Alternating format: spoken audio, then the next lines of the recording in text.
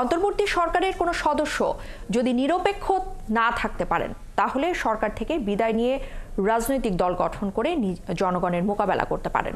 প্রধান উপদেষ্টা ডক্টর মোহাম্মদ ইউনূসের প্রতি এমন আহ্বান জানিয়েছে বিএনপি। লন্ডনে আরাফাত রহমান কোকোর 10ম মৃত্যুবার্ষিকী উপলক্ষে আরাফাত রহমান কোকো স্মৃতি কল্যাণ ট্রাস্ট ইউকের আলোচনা সভায় এই আহ্বান জানিয়েছেন দলটির স্থায়ী কমিটির সদস্য AZM জাহিদ হোসেন। তিনি দাবি করেছেন, শেখ হাসিনার নির্দেশে আরাফাত রহমান কোকোকে হত্যা করা হয়েছে। হত্যাকারীদের খুঁজে বের করে বিচারের আওতায় আনা হবে। বিস্তারিত আরিফ মাহফুজের রিপোর্টে।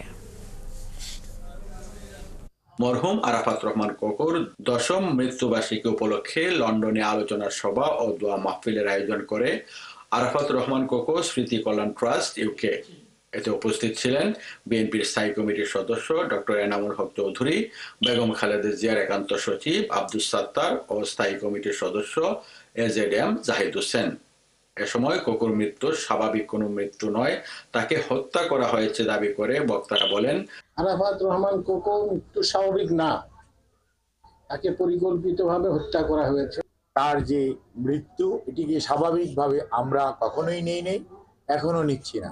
কাজে আমরা এটাকে খুঁজে বের করা, যেটার গূঢ় রহস্য কি আছে এবং সেই অনুযায়ী এটার সাথে সম্পৃক্ত যিনারা বা যারাই আছেন না কেন তাদেরকে আইনের আওতায় কাঠগড়ায় দাঁড় করানো, এটি সময় সুযোগ মতো সব সময়ই আমরা সচেষ্ট এবং চেষ্টা করি। 1971 সালে যারা স্বাধীনতার ঘোষণা দেওয়ার কথা, তখন তারা পালিয়ে গিয়েছে। দেশের ক্রান্তি লগ্নে জিয়াউর রহমান স্বাধীনতার ঘোষণা দিয়ে দাঁড়িয়েছিলেন জনগণের পাশে। স্বাধীনতা উত্তর বাংলাদেশে এনেছিলেন অর্থনৈতিক সফলতা, দিয়েছিলেন বহুদলীয় গণতন্ত্র বলে উল্লেখ করেন ডাক্তার AZM জাহিদ হোসেন।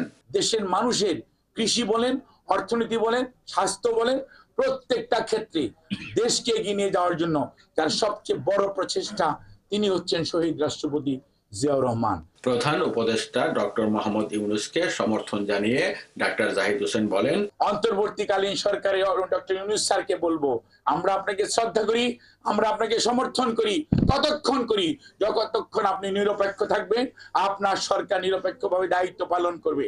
আপনার কোনো সহকর্মী যদি নিরপেক্ষভাবে দায়িত্ব পালন করতে না পারে, তাদেরকে দয়া করে বলেন সরকার থেকে বিদায় নিয়ে রাজপথে রাজনৈতিক দল করুক, রাজনৈতিক আন্দোলন করুক, কোনো বাধা নাই। রাজনৈতিক দলকে বিএনপি ভয় পায় না। সবশেষে মরহুম আরাফাত রহমান কোকো ও প্রেসিডেন্ট জিয়াউর রহমানের আত্মার মাগফিরাত কামনা ও বিএনপির চেয়ারপারসন বেগম খালেদা জিয়ার জন্য দেশবাসীর কাছে দোয়া কামনা করেন বক্তারা। আরিফ মাহফুজ, 71, লন্ডন।